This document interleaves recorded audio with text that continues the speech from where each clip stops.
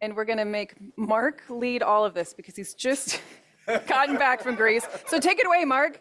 No. Just kidding, just kidding.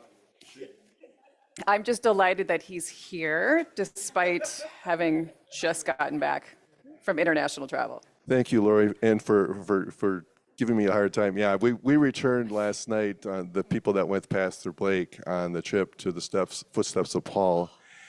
And our flight landed in Chicago pretty much on time, but we didn't get home till about 11. So with an 8-hour time lag, I figure I'm about 10% this morning. So thank you, Laurie. Wow. And I'm teasing you, but truly thank you for making the effort to be here. I'd probably still be in bed if I were you, so I appreciate that. So today we're going to do a fairly informal walkthrough of the campaign and some of the materials that you may or may have not have seen. And give you a chance to have some small group discussion and to ask some questions. So jump in anytime with any comments or questions. But the first thing that I want to do is ask Pastor Katie to come up and lead us in our campaign prayer.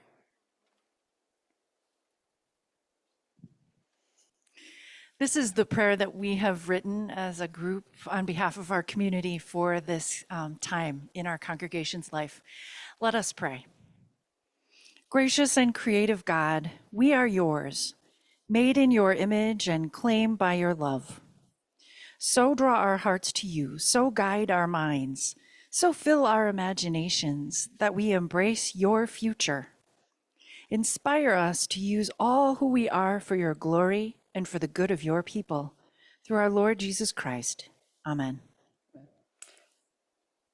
And then I realized I just started talking without telling you who I am, or telling you why that we are here. So, but I think you all know Mark Thompson, and I'm Laurie Stensland, and we are privileged, I think is the word, to be co-chairs of the Build to Serve, Grow and Love campaign for Midvale. And I'm excited to get to represent this campaign. It's something that many of us in this room have been involved with literally for years. Eric was just reminding me of this. And as we were talking a few minutes ago, it's been somewhat of an exercise in patience because we've dreamed about this for so long, but I think it's one of those things that perhaps that patience will have ultimately been to a very good end. I think the timing just feels so right for me at least, and I'm excited to get this opportunity to talk more about it. So did everybody, and if you haven't, maybe you can in a few minutes, make sure you've grabbed the prospectus document. We're going to walk through that in a little while. There are handouts back there. And then pause for a moment so everyone can get that in front of them when we get to it.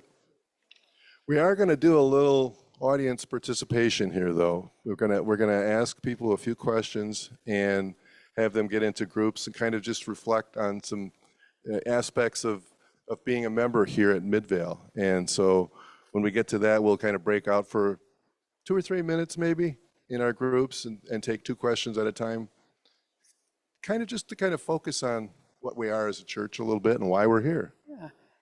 And so hopefully you've all seen this booklet as well. Hopefully all of you received this at your door last Sunday. And so a lot of these questions are in line with how these stories were developed, of asking our members to think about generosity, think about their relationship with Midvale, how they ended up here, all those sort of things. So we're going to ask you to think about those as well. A little side note, I'm really good at tangents. I was one of the people that got to volunteer to go hand these out last week. And, honestly, I thought, really, we're going to have to go deliver it to every member? And then we had a little luncheon here beforehand, and this room was filled with people who had agreed to take a couple of hours at least out of their day to go do this. And it ended up being quite fun. Our wonderful campaign council, GSB, had advised us to please not go into anybody's home, just keep it brief, and I failed miserably at that. I was invited in a couple times and I just couldn't say no, and I ended up having some great conversations. One family I'd never actually met before. And turns out we have shared ancestry in a remote island in Norway. So we had like a 30-minute genealogy conversation.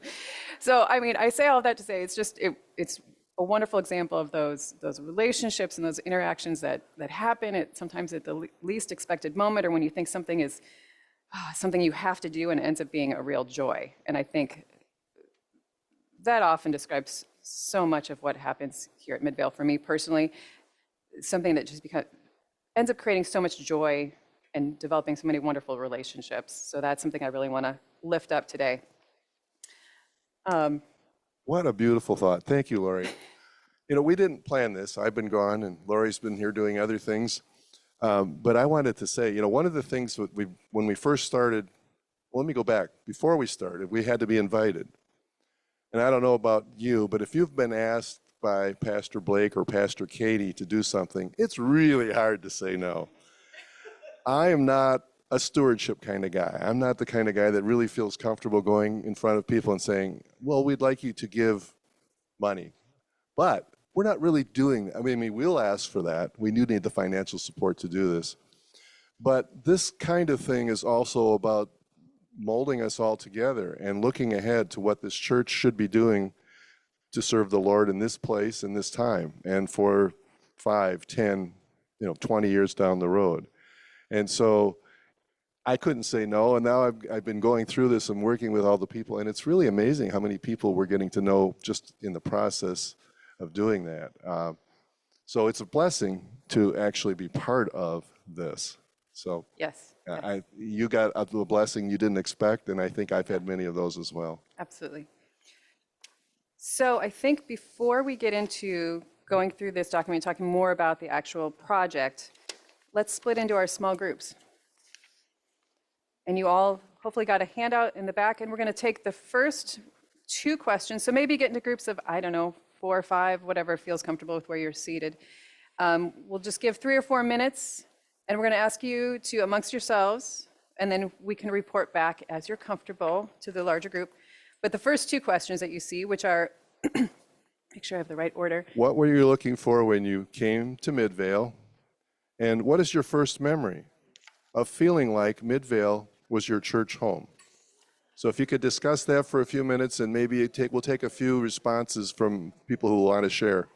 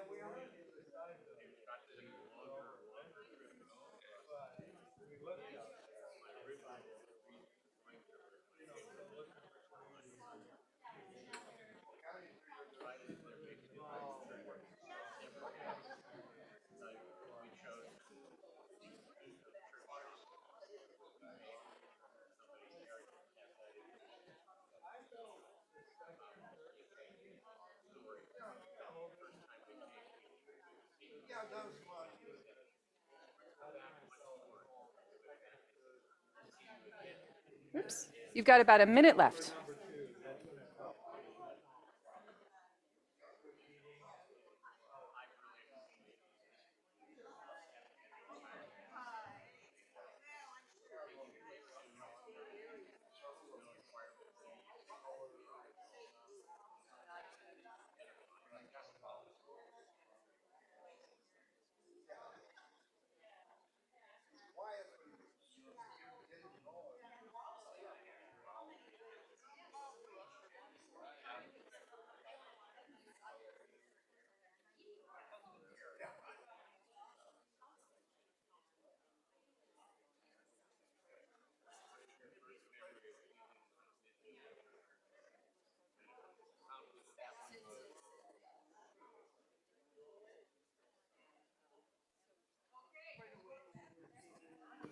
Hopefully you've had some good discussion on those first two questions. I'm going to ask for your attention back here. You can stay where you are because we've got some more questions to go through. Does anybody want to share something that came from your group on that first question of what were you looking for when you came to Midvale? Does anybody have any input they want to give? Georgia. Oh, mics. We need microphones. Mark's coming with one. We were looking for a, on? There you go. Okay.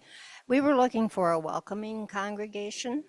And the first Sunday we came, we were welcomed by Pastor Katie. And then on Tuesday, we received a card from Pastor Katie, and we never looked back. Love it. Anyone else? So, welcoming, I think that's something that all of us can probably relate to. Does anybody else have something they want to share? Oh, we're a quiet group, aren't we? Well, we can move to the next question unless anybody else wants. Okay, Mark.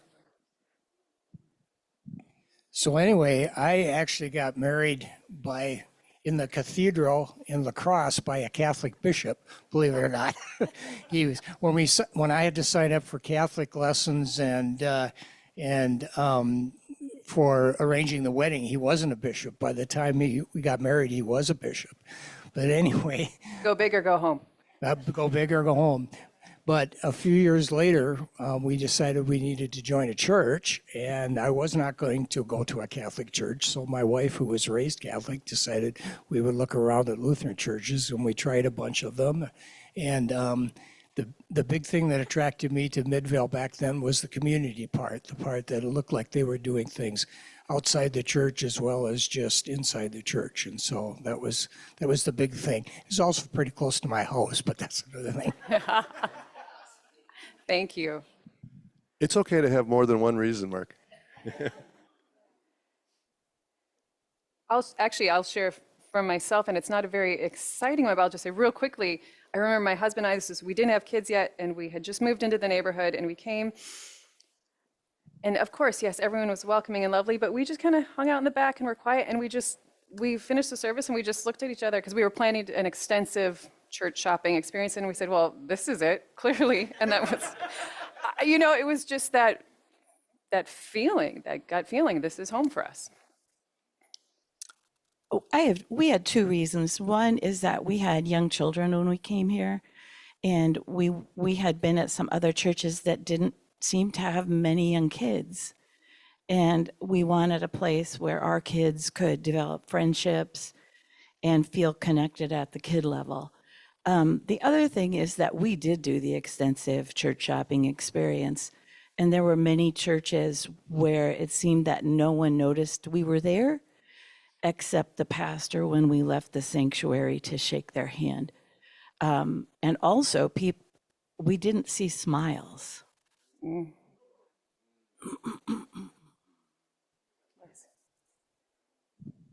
Well, that's interesting because I wasn't going to do this either, but mine was kind of like Laurie's. My wife and I came to town over 30 years ago, and we visited a church, and we liked it. We went for 4 or 5 times, and I said to her, well, we can't join the first church we visit, can we, Nan? We said the same thing. And she said, no, we should go somewhere else. And we came here and we were greeted by people other than the pastor. The pastor obviously greeted us, but other people made us feel welcome.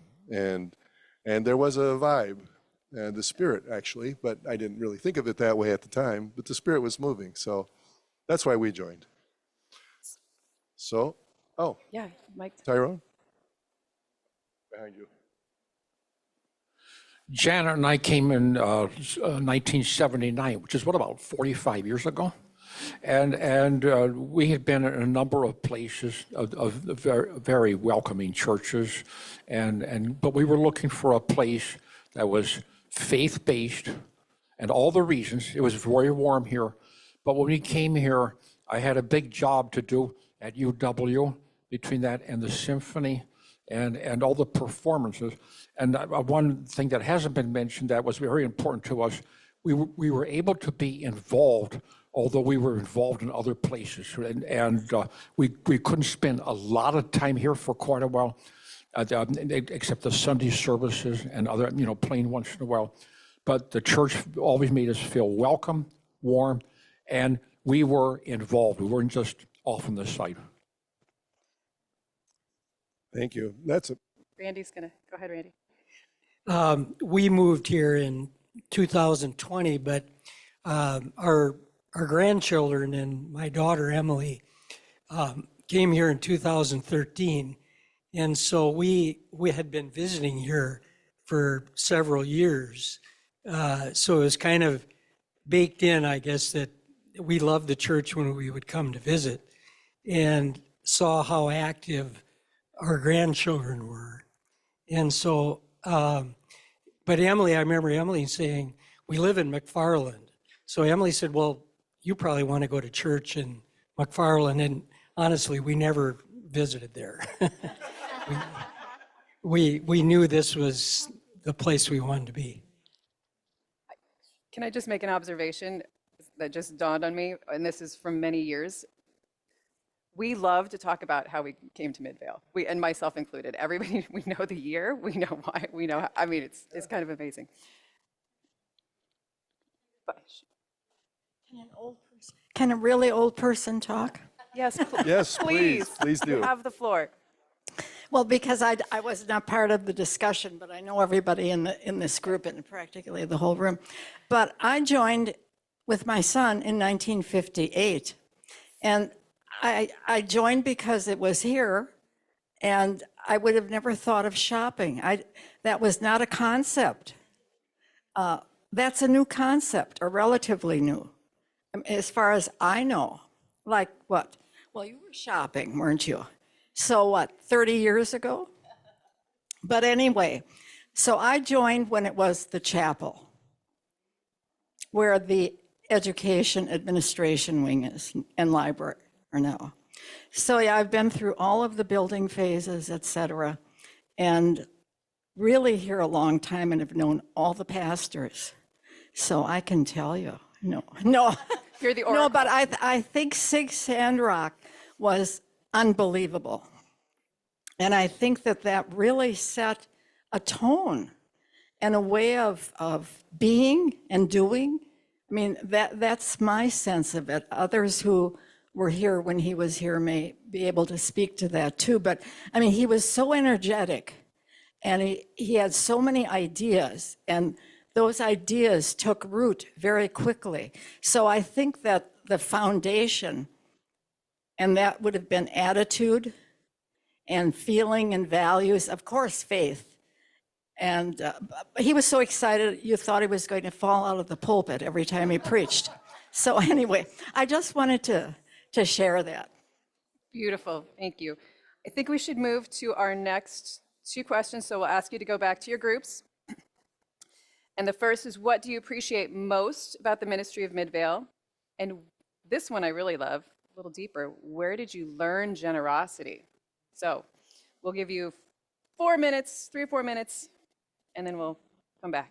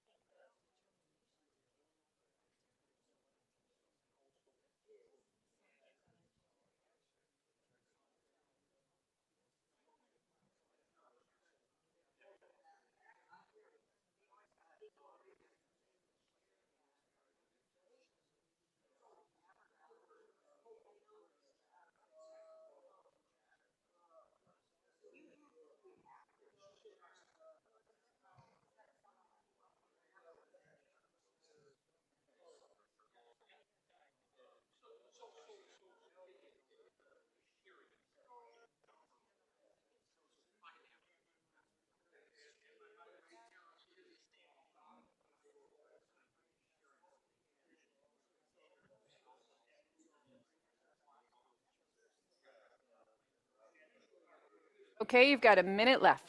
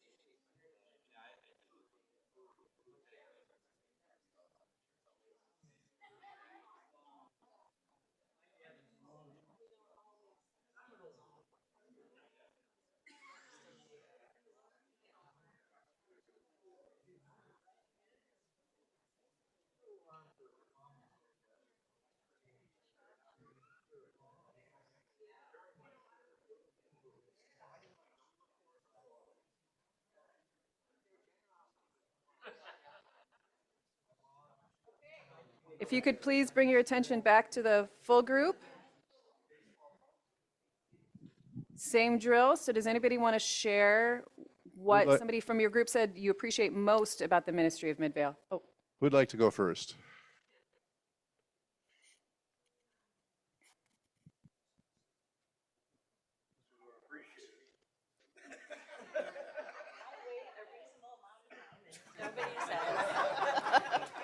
take it away, Laura. So generosity, I learned very much from my parents and my grandmother. We didn't have a lot of money, but that was not going to stop my parents and my grandmother from giving. So they found ways to give a lot with their time. My grandmother had beautiful flower gardens, so she'd call us kids to come over and she'd have made a bouquet from flowers in her garden. Here, take this over to Mrs. Fisher because I hear she's been sick. So it's the determination to give even when you don't have much money. And I think that that is something that I absorbed very much growing up. Thank you.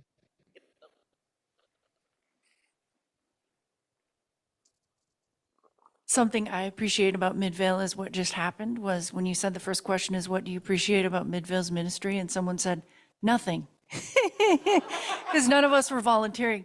And it's fun to laugh together. And everybody's so good at that here, to take things on the lighter side and joke. Sense of humor. We talk mainly about generosity in our group, and which I learned from my parents. And the example I could give many, but when my aunt and uncle were flooded in 1954, and my aunt and uncle had 4.5 feet of water in their house. My dad, along with my uncle, helped rebuild that house. They didn't have a contractor. They did it from scratch. But anyway, what I appreciate about the ministry of Midvale particularly is that most of us are comfortable with the status quo. And what I appreciate is how the ministry at Midvale has evolved and the congregation right along with it. And that's not always a comfortable thing to do. Anyone else? I just wanted to add about ministry that it's infectious here. I really love serving on the various committees and in the choir and working with musicians, and everyone, and the pastors are amazing and so encouraging, and do have a lot of trust in us and belief in us and what we can do, all of our abilities, but also our wonderful leaders. And it's just infectious here. So Thank you. great to be a part of it. Yeah. You know, you bring up a good point, and I think, yes, we have great pastors, and we've had a history of great pastors all through the 70-plus years that Midvale's existed. But I think one reason it works so well is our pastors, past and present, really feel like they're in a partnership of serving Christ here. And since we're all partners, that pulls us in just a little bit more. So I think that's maybe reason that we feel that way. even with the ministries that we aren't part of, personally. I appreciate the fact that we're so welcoming to everyone, no matter who, what, where they came from. And I look at all around here and all the people that are so loving to us when we come here, even though we're old. And it's just from little up, there's just this feeling of warmth and love. We can't top that. Well, I can't actually. I appreciate that Mike always gave my children candy. I will never forget that. He'd show up with bags and they would say, "Really? All for us?" He would say, "Yes." And I know that they were one of many, one of my favorite memories. Thank God for the children. That's the part of the church here that influences me the most. They are extremely active. Yeah, okay. Keep it up by your mouth. We can't hear you. They're active. They seem to enjoy church.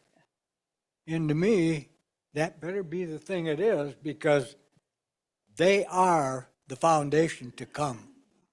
And if they don't like it here, they're leaving.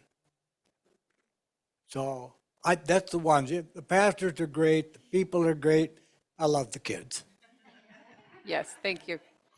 Should we go to the next questions? Sure. So our last group work is to look at these two questions. Number 5 is, why do you choose to support Midvale with your financial gifts? And what is your greatest hope for Midvale and the next generation that calls it their church home?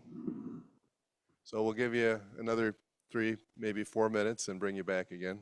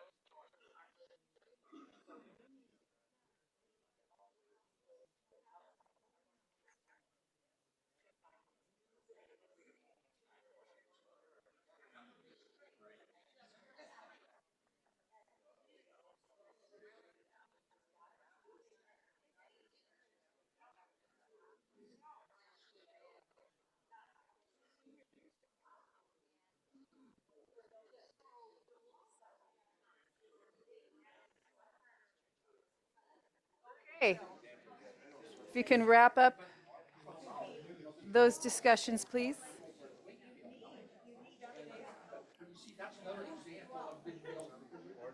Or no. We're excited. I love it. Okay, if I can get your attention back up here. I kind of hate to do it because I love seeing these really engaging conversations going. But wrapping up our small group time, does anybody have anything they want to share from their group on either of those questions? Emily's got the mic. Oh, don't get quiet on me now. You know, once I get it started, you all start talking. It's just getting started. My hope for this from Midvale and the next generation is that this congregation never loses the courage to take risks. God is leading us into a future that we might not understand. It might make us uncomfortable, and I hope that this congregation will always be willing to get out of our comfort zone to find yet new ways to be church in the world. Beautiful. So I'm new here, Pam, and Roger, but what drew me here and what I hope for the future is the openness. And the world in so many places, in so many ways, is closing in and saying, no, we don't want to change. We want to be this way. And our children that you talk about, Mike, and our young people are changing. That's just the way it is. And I hope they can always have a place where they feel welcome, where they feel the Spirit of God and the Holy Spirit here, and can be a part of that. Well, amen to that. Yeah. I don't want to take up the show and dwell on it, but I was born and raised hardworking, but change is not an option. And I told staff that over 40 years, you have to change. You know, now that doesn't mean you know what the change is, but you will find that if you grow. And like you said, Laura, if you don't, and this is, I don't want to throw doom on this picture, but we have to change. And kids are looking at us. They are looking at us, whether they say it or not, they are looking at us. If we don't show support, friendship, we will not keep those kids.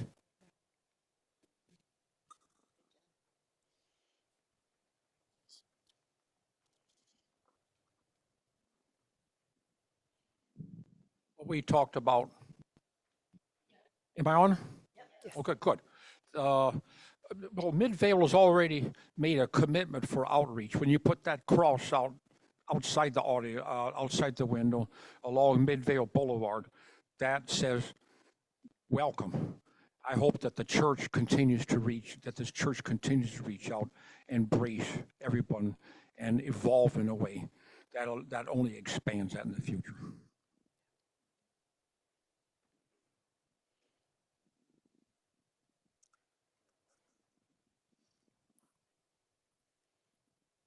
I know that I grew up at Bethel Lutheran. I was baptized and confirmed there. And my wife, who was in a large. Oh, still, my wife grew up in a Catholic church, or in a Catholic family that was very Catholic. You know, she went to Catholic schools, but got somewhat turned off in the 70s of the Catholic Church. But she tried Bethel a couple times and didn't like it. And my father said, "Why don't you try Midvale? Pastor Cleavy's there, who used to be at Bethel." And immediately she embraced that, and her and Stan Cleavy became very close. And so we've been here ever since. It's probably 50 some years. Thank you. All right. Should we move to? Yeah. We were worried I'll about let not you go having ahead. enough material to fill the hour, and look, I'm like, oh, we gotta go. You're doing great. So I hope you all got this lovely document. This is the campaign prospectus, and I just thought, I'm just gonna go over this very broadly, but jump in anytime with questions or comments, because you may or may not have had a chance to look at it. And I want to say again, because I heard this again last week talking with folks, don't worry too much about this architectural rendering on the cover. It's not an exact map of exactly what it's going to look like. It's just sort of an indicator of what the top level might look like when it's more opened up, which is one of the things that we're really excited about that space. So I'll start with, well, you know, Mark, we could recreate the picture here. Here are. So the letter from the pastors and the steering committee. And then I love this phrase. This is probably my favorite phrase in the whole thing of wide open welcome. I mean, I think that's, we've heard it again today. That's who we strive to be, and I think that is who we are. We're not perfect, but we keep working towards this. It's the heart. If I can interrupt you just for a Please, please. second. You know, when we've been having the meetings with the steering committee, we were told that we're going to have, you know, some I's and a T, which was at the end, thank you. But the first thing we have to do is inform people. So this part of this meeting is really to inform people as to what it is that this prospectus has. And it's, you know, that's a financial, you know, stock type term. But a prospectus is something that presents information to allow the reader to say, oh, this is something that I want to invest in. And in this case, investing in our church's future. So now with that foundation, maybe we can move forward. Thanks. I think Leave it to the accountant, right? Mark, you're operating well beyond 10%, can I just say? Yes, and then you'll see our campaign goal, lofty goal, 2.7 to 3 million. I believe we can do it, but we've got to start putting some numbers out there of what we're trying to do to achieve our goals. And I think there are, I'm being very broad here, but the renovation of the ministry wing, we've talked about sort of 3 general outcomes from that, which are obviously improving spaces for our youth, for our education programs. And we always talked about it as the education wing, and then we intentionally started talking about it as the ministry wing, knowing that as we improve this space, make it more usable, we can use this for much more than just our Sunday school and our confirmation. We can open up the space much more to community groups. Yes, we've done this, but we can do it much more and more effectively with better lit, welcoming, wonderful spaces for other groups to gather. So we've got the kids, we've got community groups, and then another main area that we want to improve is space for our wonderful staff. This is really important. Yeah, it's Space for our staff. But not just paid staff, the volunteers. yes. You know, we're between the pastors have offices, the 2 pastors have offices. We don't have one for Ken that's, you know, assigned, and Brenda has an office, and our business manager has an office. And everything else is many volunteers and part-time staff people have to scramble to share space and schedule time for certain times so that they can use a certain space. And that has been something that we would have liked to have addressed the last time, but we had, you know, we had to limit it to what we could do at the time, and now it's time to take care of some things that we've maybe neglected, you know, not on purpose, but just because we felt we had to prioritize other pieces of other projects. And I just think the environment in which we operate in terms of the staff and volunteers, or just spend time, it's not something we think a lot about, but it's so important. If you're in a dark, musty room, which I know we've fixed the water remediation, the spaces down here aren't messy anymore, but it has an impact. It's not somewhere you want to be. So we want to make all of this beautiful building a place where people want to be, whether that's our kids, other groups, our staff. allowing opportunities to potentially expand the staff. I mean, I don't know. That's not an announcement. I'm just saying, we want to have possibilities in the future. So bringing this part of the building up to the same level as our incredible worship.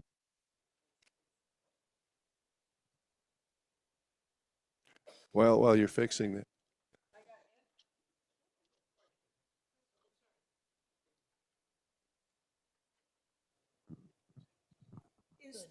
Is there some idea when we could possibly start this? I mean, sure, talk has been going, but say the campaign goes at least reasonably well, when would it possibly begin? And what area would they concentrate on obviously can't do everything at once, but with the least amount of disruption, has there been any discussion about that? no. So to answer your question is we are going to ask for people to make commitments, financial commitments, Right, on or before the 12th of May. right. And we're going to actually ask everyone to fill out a card, even if they say, thanks, but no thanks. At least we know that they've made their decision. And maybe they'll just add prayers to that's their contribution. But then that will be gathered together. We look at what the funds we've raised and the pledges that we've raised at that point. Decide, okay, yes, we've raised enough to go ahead. Right. We'll have a congregational meeting will be announced to go through that and authorize the process.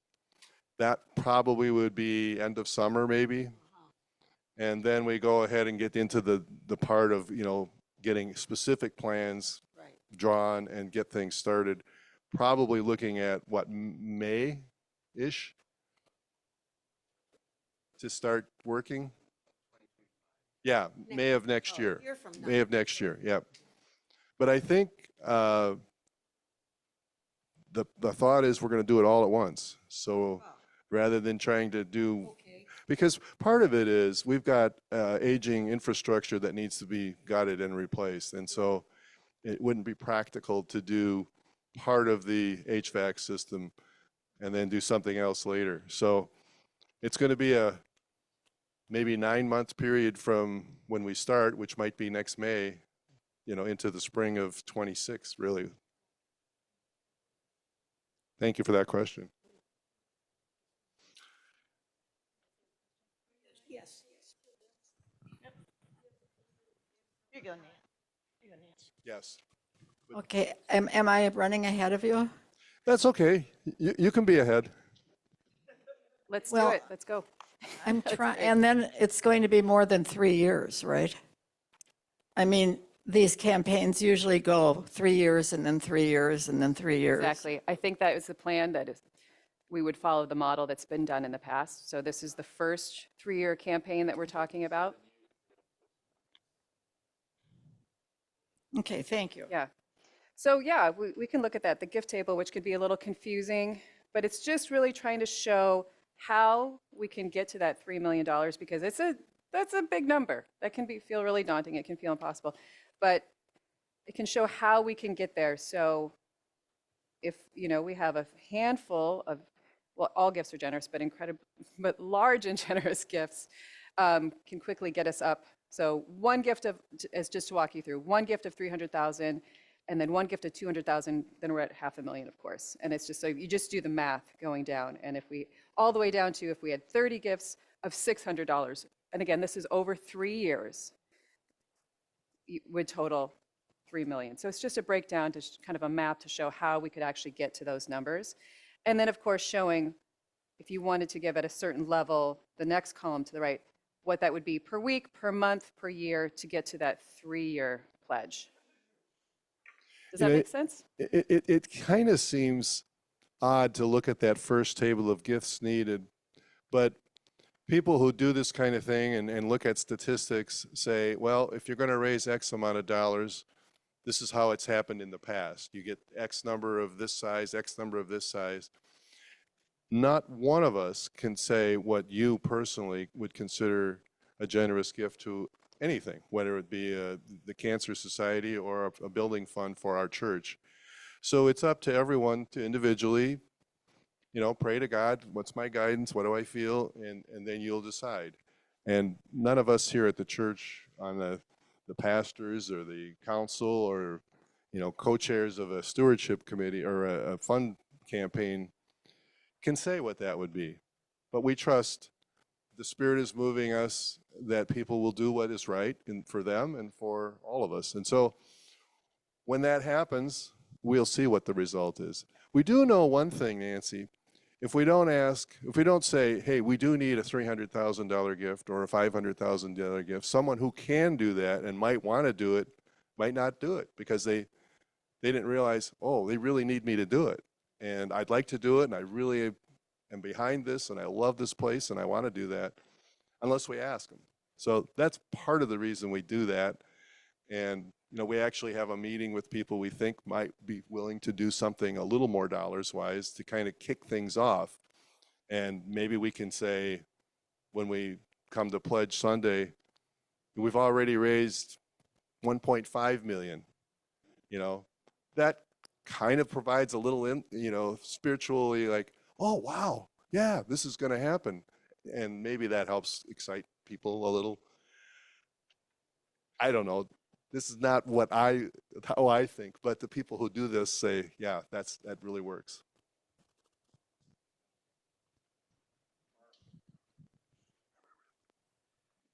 Yeah, I appreciate the fact that we paid off our mortgage prior to starting this. That's very important for me anyway, and I think for the church also, for the growth of the church. I agree, and it also is a reminder that we can do this. We've done it before. We can do it again. So, Tyrone. Well, I think it's a reminder too, as Vince says, that we're people are responsible here when they make decisions on creating debt, and also that we have had a very giving, congregation, excuse me. Yeah. I've thought about the element of what motivates motivates us to do this. I'm not just talking about responsibility. And I'm thinking of a earlier experience. My wife and I were in Poland in the fall of 1989, just before the Berlin Wall came down. As a matter of fact, we were in Warsaw the night the Berlin Wall came down. But anyway, we were there 3.5 weeks. And prior, we would visit churches because we wanted to see the architecture. And as most of you know, Poland at that time was very oppressed by the communist regime, and the Catholic Church was at the forefront of human rights and the rights of people. And we would visit, because we wanted to see the architecture, we would visit the churches on Sunday afternoon when I thought there'd be no services. And we'd go in and see the beautiful architecture, but actually services were taking place. Every spot and every pew was taken. People were sitting in the aisles, shoulder to shoulder, and all the standing room was taken, church after church. Afterwards, we made another trip to Poland, subsequent several trips. We visited some of the churches, and the attendance had fallen way off. And the fact is, people weren't feeling oppressed anymore, or weren't being motivated anymore. That's the word I'm trying to use. Today, we're living in a dark world. A lot of people tell me, because we've been in a lot of places just the past 2-3 weeks, people are afraid what's going on in the world now. So what is our motivation? Well, I think for me, it's a great opportunity for this congregation, which we're like-minded in many ways, to leave a legacy in a world right now that's too dark. And I think, and to me, myself, and I oriented, maybe this is a blessing for us to motivate us to do this joyfully. Keep preaching, Pastor. Can I say something about, I want to add something to that, although I want to hear from you more than me, but Okay, is that better? Yeah. So I have been involved professionally in fundraising for most of my career. I've always worked in nonprofits, and so often we are involved in fundraising because there's a great need and something heartbreaking is happening. And if this sense, if we don't give, and I don't mean glib about this, but children won't have enough to eat, or you know, to imagine the parade of horribles. And those things are very important to support. And Midvale also supports in our giving. We give to those things. But one thing that I'm really excited about, and your comment about these are kind of dark times, is I feel that very deeply. But I feel like participating in this campaign, it just, and in Midvale in general, it's just a sense of participating in something, there's so much optimism. It's part of something that's good, that is a shining light in a time that can be really dark. And it feels really good to support something that I just feel, yes, we are doing good in the world, and not, I don't know if I'm explaining this well, but not coming from a sense of like, oh, it's just everything is, we have to, or the worst will happen. We get to make even more good happen. I guess that's what I'm trying to say. And I find that just so exciting, and it just feels good to be a part of that. I'll give you a chance to speak, Laura, and then we probably should get to the last part. So throughout this hour, I've heard many of you talk about how much you're personally invested in this place and in these people. And I just started thinking about what my life here would be like without being connected to this place and all of you. It would definitely be less joyful. It would feel less secure. I know that if something happens and I need help, I feel like I could call on this church and somebody would show up. And I desperately want other people to be able to have this experience too. We have all been so blessed by being part of this community. And I was just really struck when what it would be like if I wasn't here.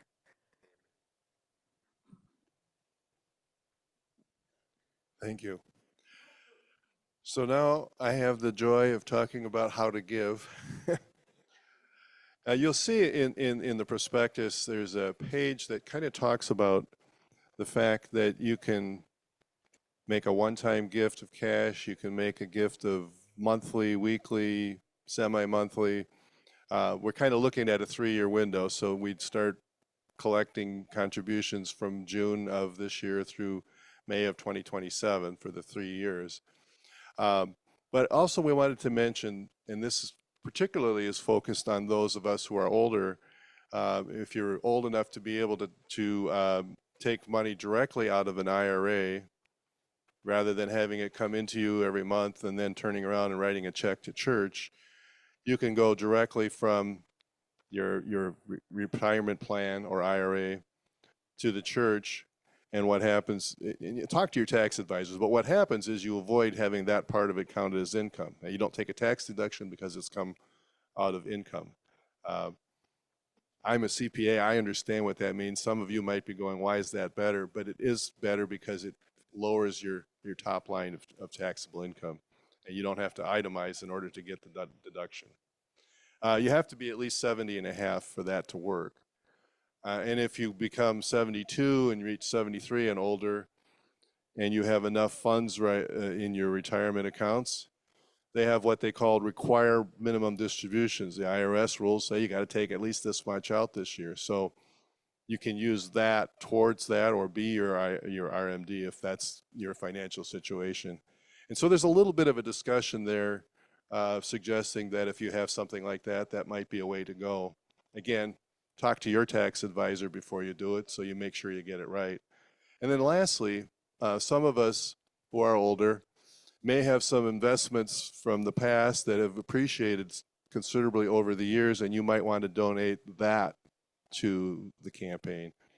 And The only comment I want to make on that is that's a great thing to do, but don't sell the thing first and then donate it. You just donate it because you have great tax benefits from letting the church deal with that part of it, and you just donate the stock because you avoid the tax on the appreciation. So if you had a $5,000 investment in some stock that's now worth $25,000 and you go, I want to donate that stock, you can get a $25,000 donation for donating something that only cost you $5,000. So again, talk to your tax advisors, but there's a discussion of that, and that can make it, you know, on the tax side more beneficial to you as a donor. Questions? Any final general questions, comments?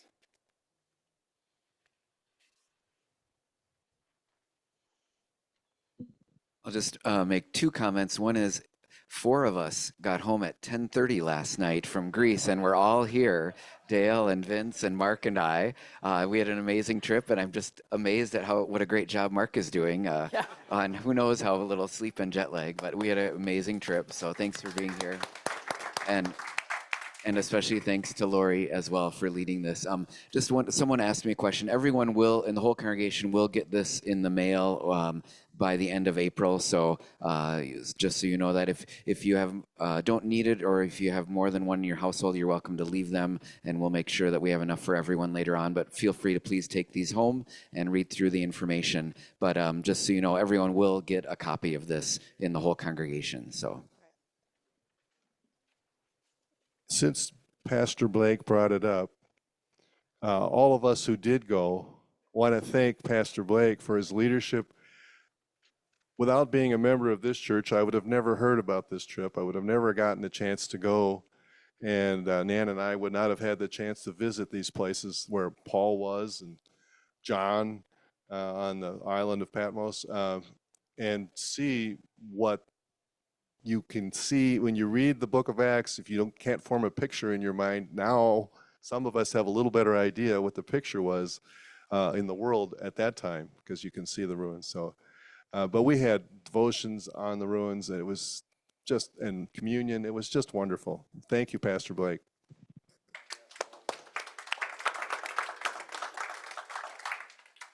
All right, thank you all so much for your participation, for your questions, for your comments.